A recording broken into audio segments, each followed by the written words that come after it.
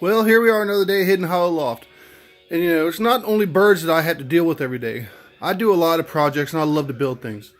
Especially the thing about building out of pallets. They're free. Most times you can get them behind Lowe's or have a buddy works, at a heat and air place that they always have a bunch of pallets out back and they're always trying to give them away. And what I'm saying is, just tearing them apart is a hassle. I mean, people think that just because the pallets are free that the pieces that you sell made from them should be very cheap also. But I'm here to tell you that's not so.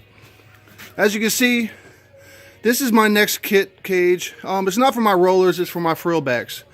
I haven't really got around to doing a whole lot more of that today because I want to move it before I start making it really heavy, because there's only me and my girlfriend to do all this moving around and stuff. But as you can see, here's a big stack of boards I've gotten, some more pallets. That's what I'm doing today, pretty much, just tearing these things down, and a lot of them will be used for firewood in my little fire pit. And as you can see, some of the birds are out today out here in the aviary. Let's go get a look at them. They'll freak out a little bit for us. They'll probably all run back into the hole. They're really skittish, but they shouldn't be by now. But as you can tell, there they go. It's a really nice day today. It's mid-40s.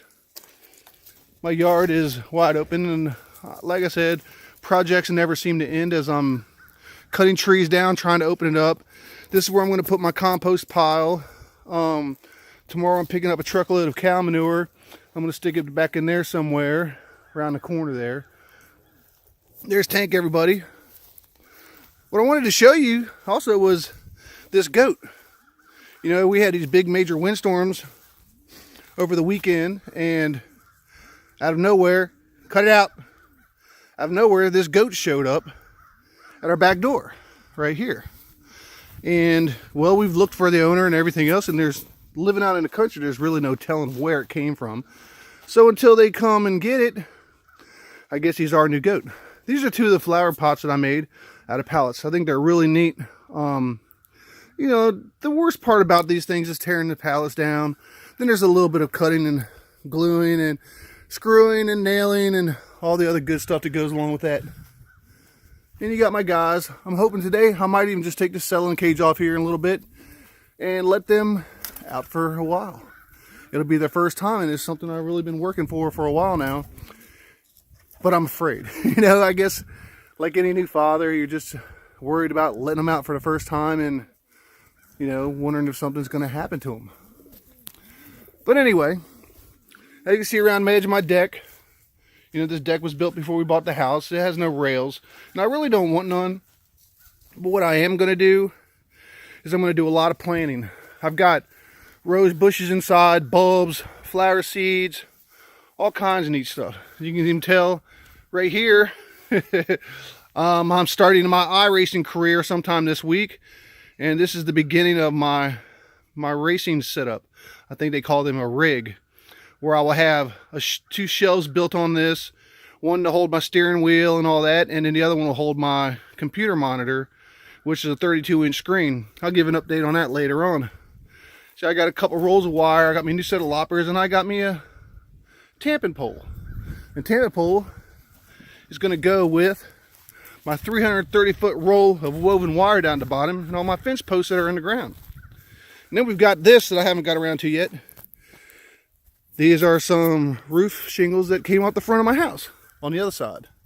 The wind was really bad, but considering it really didn't do a whole lot of damage. I have some new shingles in the shed in there, and I think I'll fix it just fine. But as you can see down there, there's my poles and there's my wire. I have a brand new metal building still in the box I'm going to put up, and it's going to house this goat if he winds up staying, who knocked the crap out of my dog the other day, split his eye.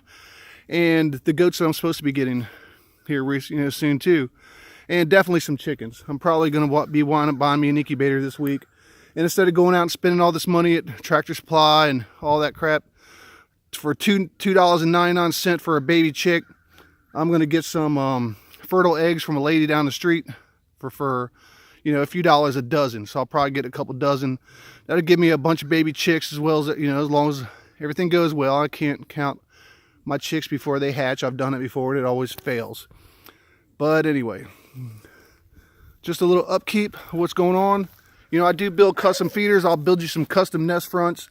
I can build almost anything if you just give me an idea of what you want.